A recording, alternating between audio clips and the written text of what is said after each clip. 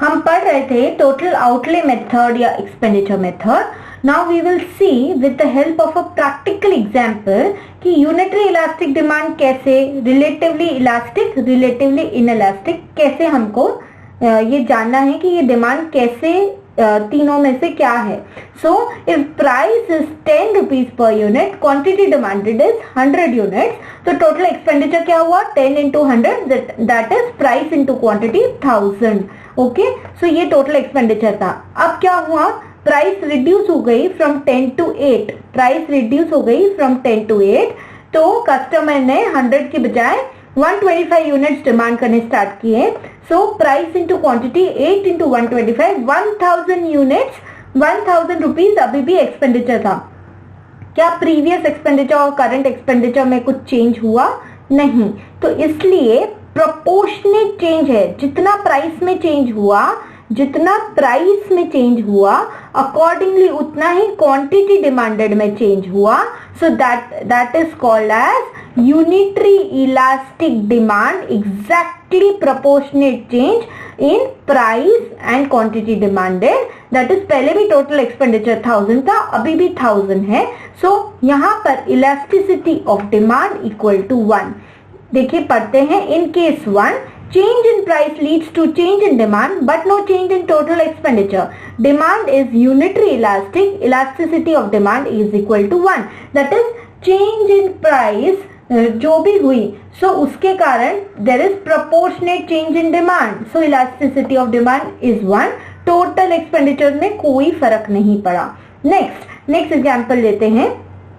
Price is 10, quantity demanded 100 थी, 1000 मेरा total expenditure था.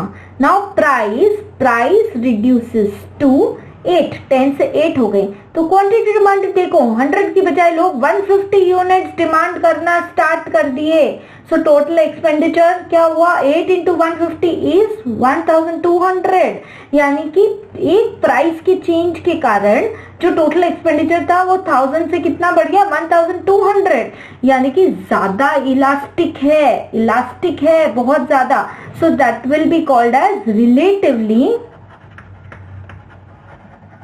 elastic demand.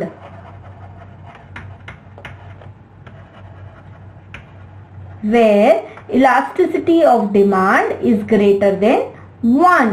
In case 2, when price falls, price गिरी 10 से 8 हुई, quantity demanded increases leading to increase in total expenditure. Quantity demanded बढ़ी और price से proportionate से ज्यादा बढ़ी.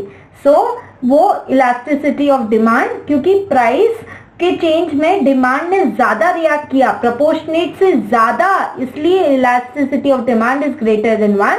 1000 की बजाय अभी टोटल एक्सपेंडिचर 1200 होने लग गया.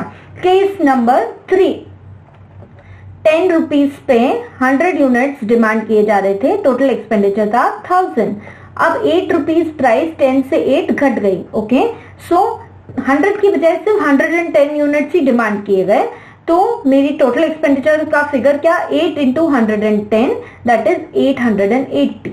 मतलब कि डिमांड में चेंज तो हुआ प्राइस के कारण, लेकिन उस प्रोपोर्शन में नहीं जिस प्रोपोर्शन में प्राइस चेंज हुई थी, उससे कम.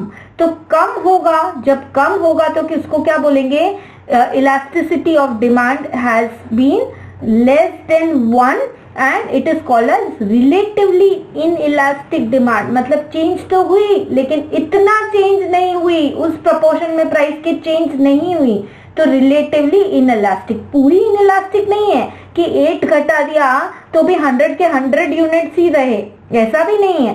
चेंज तो हुआ है बट बहुत कम चेंज हुआ है, इसलिए elasticity of demand is less than 1. relatively inelastic demand. In case 3, price falls. Price 10 से 8 हुई, price is falling. Quantity demanded increases. Quantity demanded बढ़ी, 100 से 110 हुई, and total expenditure decreases. Total expenditure 1000 से 880 हो गया. Therefore, elasticity of demand is less than 1. So ये हमने practically करके और देखा.